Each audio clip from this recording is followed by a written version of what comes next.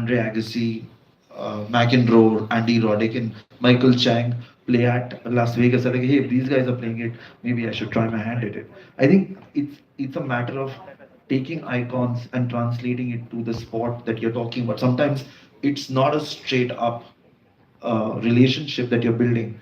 That community could be, uh, it can be about the sport and not the star, right? So if it's like you mentioned Panja may not have the star, but it might be about, hey, my team is more powerful than your team. It can do 500 more push-ups as a sideshow. I don't know. I'm just saying it's about creating other elements to building that community who then follows you for a longer curve. Both, I think Sagar sir and Preeti, both of you. Just 1 second. Yeah, I yeah, just please, wanna add please. One small point is that we take pride in the fact that that match actually took place on an Indian-made rollout court. Oh, well done. Round of applause. So we want to. That was by Stag, was it? By Pickleball United, which is a parallel pickleball brand. And the second thing is Agassi is coming to India next week to play pickleball and to actually promote PWL. So, Well, actually, pickleball is a great example because all the things that we're discussing, it's got no stars actually, no pickleball stars per se. That gestation period also there isn't, and yet it's become the sport that everyone's talking about. I think.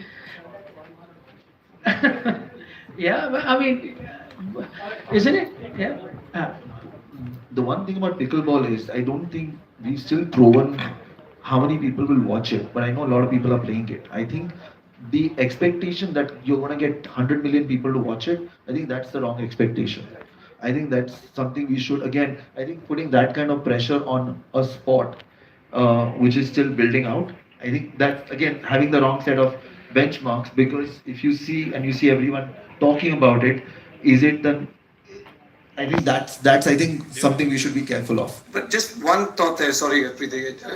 Just on a sport like pickleball or golf you use as well, Nikhil. I'll use myself as an example. I'm a sports nut, right? But I used to watch golf to fall asleep initially.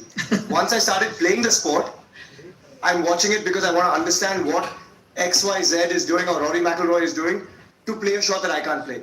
Similar to pickleball, right? I wouldn't have watched it till I actually played it. Now that I've played the sport, so it's one of those sports, I think with individual sports, you have to actually engage the community. And if pickleball is a perfect example, because now that I play the sport, I will now watch the pros because I want to get better.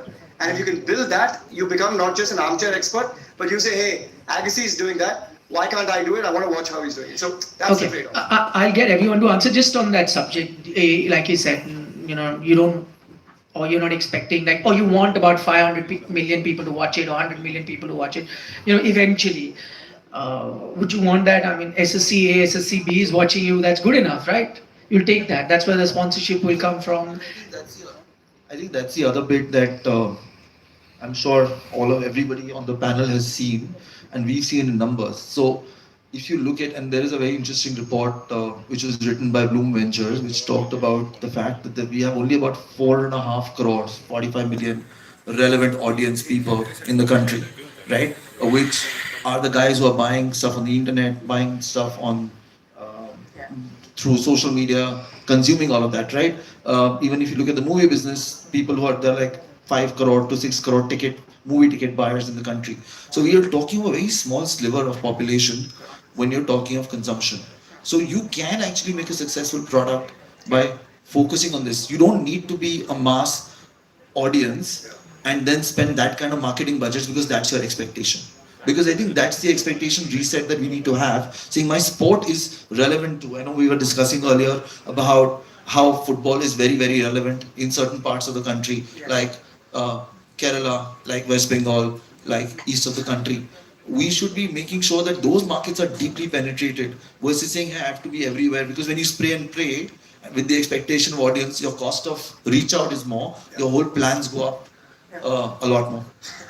I think, Sagar, you wanted to make a point, and Preeti both, yeah. I think everything boils down to the fact is whether you have the eyeballs or not. Why will the league work? Right now we are here talking about leagues. Why will the league work? And I think we should take every sport individually. We cannot generalize that a league will only work because it's a team sport, or it will not work because, it's an individual sport. We have to take each sport individually and see what appeal